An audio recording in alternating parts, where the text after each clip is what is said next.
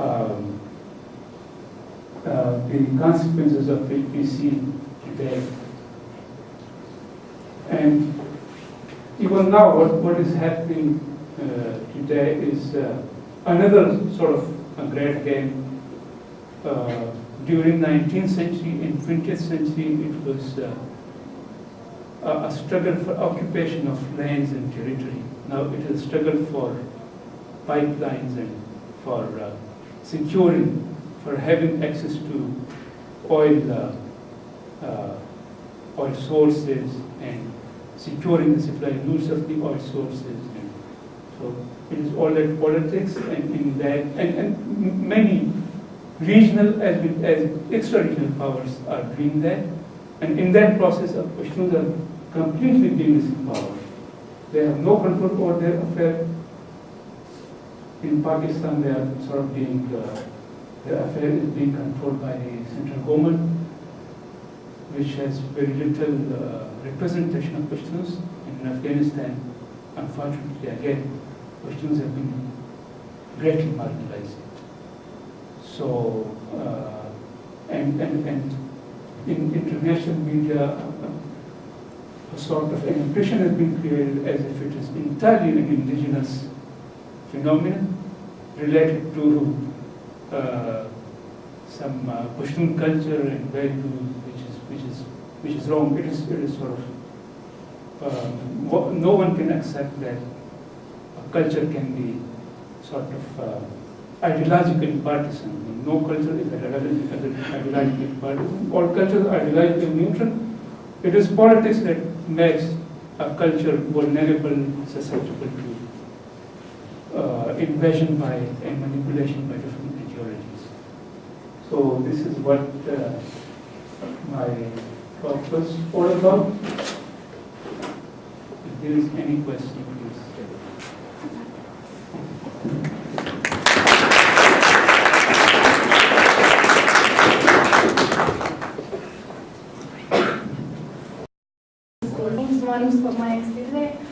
Uzun sanatçıların vakası bugün yapılacak hastalık hayır manen koçes matında opportunity rakıcısı rakası sana haberi yokum. I guess I'll have to speak in English. So I come to Samarjani, and most of my focus is on Afghan women. The work that I've done deals mostly with Afghan women. I've been researching the education of Afghan women for the past 5 or 6 years, although my focus has sort of changed now, but I still focus a little bit on gender issues in Afghanistan.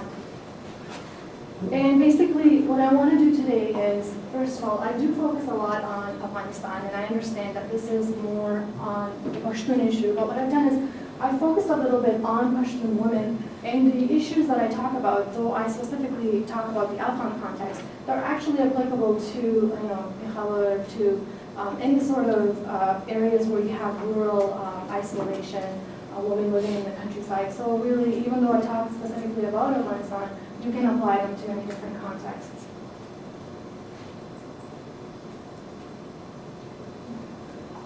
And this is sort of my outline. I've only done conference presentations. I've never actually presented in front of an Afghan group, so I do apologize if I lose you.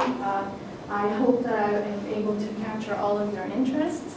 I will try to talk very generally, so if you do have any questions or concerns, you can always ask me questions. And if something does not make sense, of course, you can ask me to clarify. So basically what it looks like is I'm going to give you an introduction of why I want to talk about education and why I want to talk about Pakhtun women in particular. And then I'll talk a little bit about informal education in Afghanistan. And then I'll focus a lot actually on formal education in Afghanistan. And formal education is, the difference between the two is formal is anything that's provided by the states. And in particular, I'm going to talk about King Amanullah, who was one of our leaders, who first introduced schooling in the 1900s. That was sort of the first reform, so I'm going to talk briefly about what he did.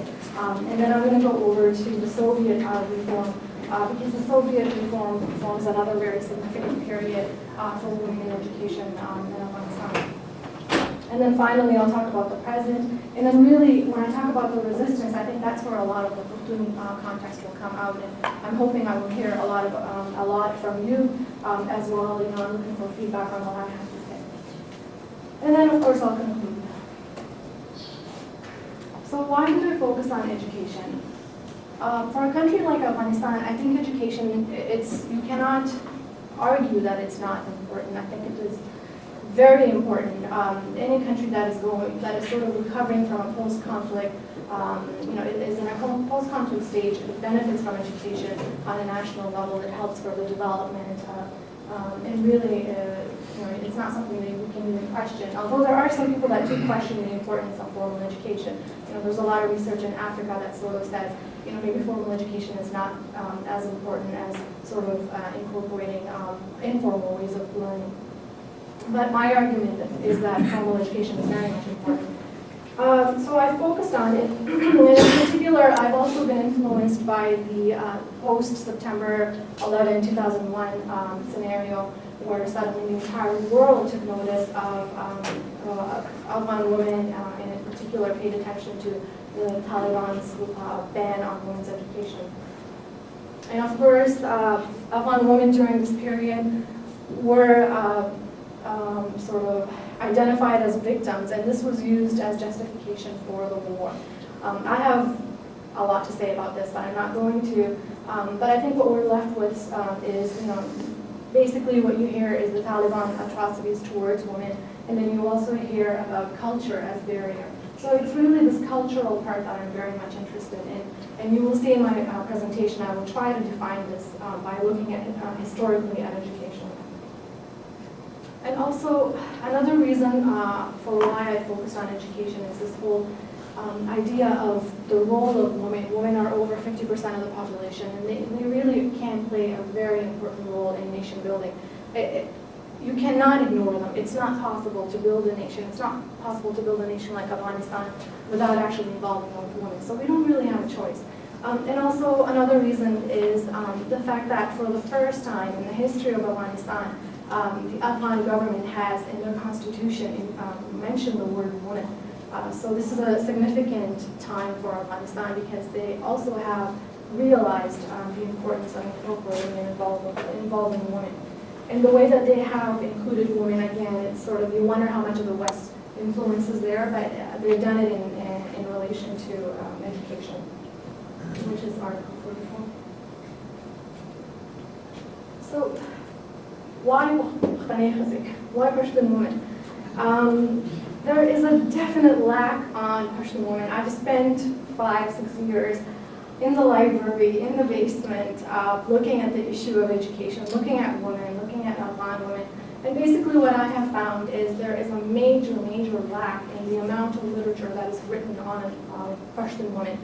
There was a little bit written in the 1980s, a bit written in the 1970s, but especially right now in the post-9/11 era, there's very little written on Pashtun women other than them being victims and then being, persecuted by the Taliban. There's sort of a cliche kind of argument that you hear. And I really had a lot of problems with the word Afghan women. This was a word, this term really troubled me a lot as an undergraduate student because I didn't think it represented the Afghan women that I knew. I mean, we all know within Afghanistan, within Pakistan, people who are educated, women who are educated are very different from women who live in the countryside.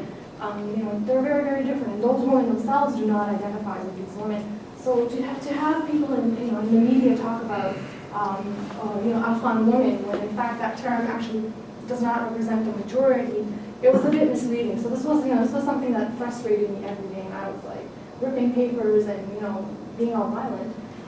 But then someone told me that maybe I should write my master's, I should focus on it as a master's topic, and I did. So I looked at Pashtun women in particular because I felt that they were the most underrepresented, misrepresented, and also marginalized. So I sort of, I was trying to